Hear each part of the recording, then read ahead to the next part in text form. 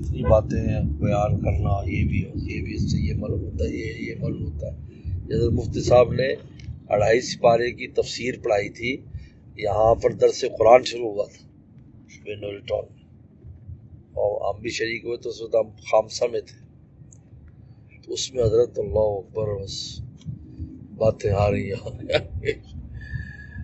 لیکن بس حضرت 2.5 سپاری پڑھا سکے، بھی مصروفیت بھی تھی، آگے نہیں ہو سکا. لیکن تفسیر شاری بہت ماشاءاللہ بہت کچھ بیان کیا، فقہی مسائل یہ وہ سب. ویسے ان لوگوں کو ایسے جو بڑے لوگ ہو جاتے ہیں جن کا اتنا علم ہوتا ہے، تو ان کو پھر کوئی تصنیف کرنا یا باندھنا بہت مشکل بھی ہو جاتا ہے، سمجھ نہیں آتے نا کہاں سے گھیرے ہیں اس کو. جس نے بھی اس طرح کا کیا ہے تو وہ یا تو آ گیا تو بعد والوں نے کیا اس پر کام، یا انہوں نے ایسے کر دیا بعد والوں نے مہذب کیا.